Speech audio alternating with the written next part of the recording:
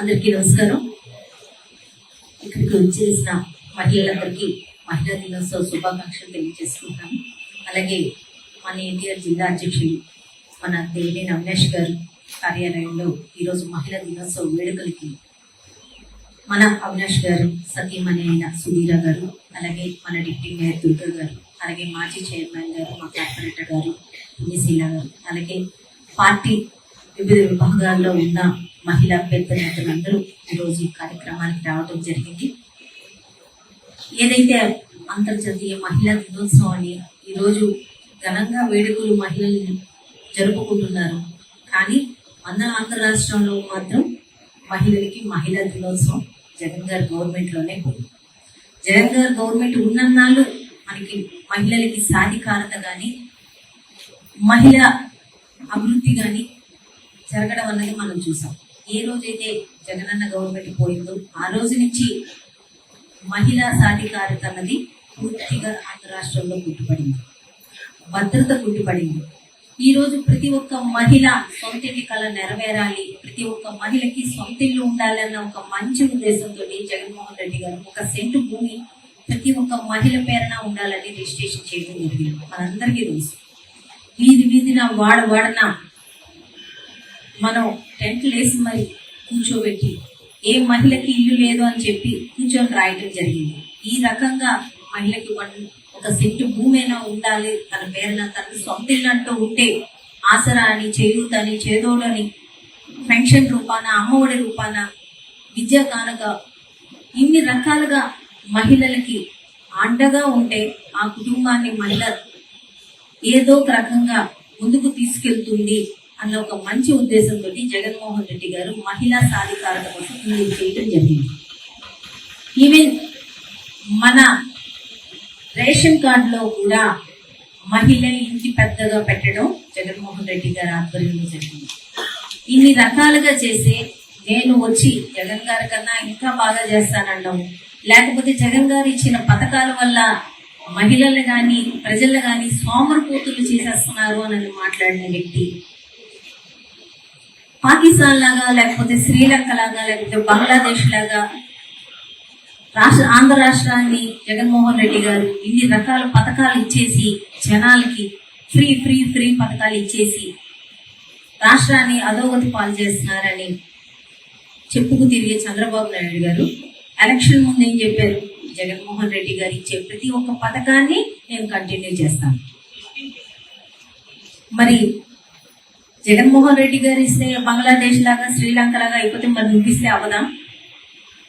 మరి ఆయన చెప్పిన పథకాలు నేను ఇస్తానని కంటిన్యూ చేస్తానని చెప్పావు కదా, కొంచెం చెప్పావు, అబద్ధపు మాటలు నమ్మబలిగావు.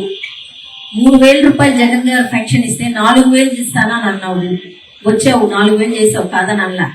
కానీ ఆంధ్ర రాష్ట్రంలో 5 లక్షల మందికి పెన్షన్లు తీసేశాడు. అది మనకు తెలియదు. ఎంతమంది ఆడపిల్లలు ఉంటే, ఎంతమంది మగ పిల్లలు ఉంటే, ఎంతమంది విద్యార్థులు ఉంటే వాళ్ళందరికీ 15,000 చొప్పున ఇస్తానన్నాడు. కానీ 83 లక్షల మందికి ఆంధ్ర రాష్ట్రంలో ఉన్న జగన్మోహన్ రెడ్డి గారు ఉన్నప్పుడు అమ్మఒడి పథకం వేస్తే చంద్రబాబు నాయుడు గారు వచ్చిన తర్వాత 63 లక్షలు అయింది. అంటే 20 లక్షల మంది అమ్మఒడి తీసేశాడు చంద్రబాబు నాయుడు. అలా తీసేస్తారు. ఇంట్లో ఎంతమంది ఉంటే అంతమంది పిల్లలకి నేను ఇస్తానన్నప్పుడు ఆ 83 కాస్త 83 లక్షలు అవ్వాలి కదా. అలాంటిది 20 లక్షలు ఎలా తగ్గిపోతాయి?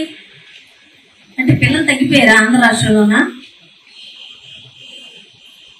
జగన్మోహన్ రెడ్డి గారు ఉన్నప్పుడు అదే పిల్లలు కదమ్మా, ఎలా తగ్గిపోతాయి? ఈ రకమైన దుష్ట పాలన అన్నది, అబద్ధపు మాటలు చెప్పి వాళ్ళు వచ్చారు. ఏ ఒక్క పథకము మనకి అమలు జరగటం లేదు. ఫ్రీ బస్ అన్నారు. ఎంతమంది ఇక్కడ ఫ్రీ బస్ ఎక్కుతున్నారు చెప్పండి కదా? దేనికి ఉపయోగపడుతుందా ఫ్రీ బస్సు? ఎవరికి ఉపయోగం లేని పథకం ఏదైనా ఉందంటే ఫ్రీ బస్సు. దాన్ని అమలు పరుస్తున్నారు. అది వద్దు. నారీ శక్తి అన్నారు. 18 ఏళ్ళ నుంచి 50 ఏళ్ళలోపు ఉన్న ప్రతి ఒక్క మహిళకి నెలకి 1,500 వేస్తానన్నారు. అదేమనండి? మీకెక్కడైనా టీడీపీ నాయకులు గాని, కూటమి నాయకులు గాని, చంద్రబాబు నాయుడు గారు గాని తారసపడితే మా నారీ శక్తి డబ్బులు ఎప్పుడు ఇస్తావు అని అడగండి. నెలకి 1,500 ఇస్తానన్నావు కదా, ఇవ్వని అడగండి. 50 ఏళ్ళు దాటిన ప్రతి ఒక్క మహిళకి పెన్షన్ ఇస్తానన్నాడు. అడగాలమ్మా, అడగాలి, ఖచ్చితంగా అడగాల, పెట్టు పట్టుకొని అడగాల. అవన్నీ మన డబ్బులే, ఆ డబ్బులేం కాదు అని అడగాలి, ఖచ్చితంగా అడగాల. ఇస్తానని వాళ్ళే చెప్పారు, మనమేం అడగలేదు. మీరు ఇస్తారా అని మనం అడగలా, వాళ్ళే చెప్పారు ఇస్తామని. ఇస్తామన్నప్పుడు ఇవ్వాలి కదా. ఈ డబ్బులన్నీ వాళ్ళు మనకు బాకీ పడ్డారు. పిల్లలకు నిరుద్యోగ భృతి 3000 ఇస్తానన్నాడు. ఎప్పుడు ఇస్తాడు? మన ఇంట్లో పిల్లలు చదువుకున్న పిల్లలు, డిగ్రీ చదువుకున్న పిల్లలు, ఇంజనీరింగ్ చదువుకున్న పిల్లలు ఎంతమంది ఉన్నారు? ఎప్పుడు ఇస్తారు? ఇది అడగాలి. ఇవన్నీ వచ్చిన రోజే మనకి ఆంధ్ర రాష్ట్రంలోన, ఈ కూటమి నాయకుల్లోన మనకి మహిళా దినోత్సవం అనేది మనం ఆనందంగా జరుపుకోగలం. ఈ రోజు ఎక్కడ ఆనందంగా జరుపుకోగలం మనం మహిళా దినోత్సవం? మన పిల్లలు చదువుకుంటే ఫీజు రీఎంబర్స్ లేదు.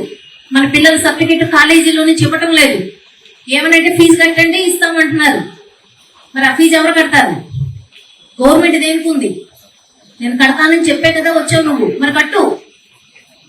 ఇది కూటమి నాయకులు మీకు ఎక్కడ కనబడినా మీరు అడగాల్సిందే.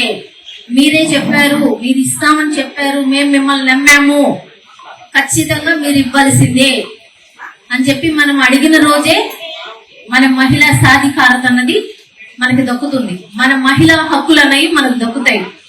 ఇంకా మన పిల్లలు వృద్ధిలోకి రావాలి, మన కుటుంబాలు వృద్ధిలోకి రావాలి. ఏ రకంగా వస్తాయి?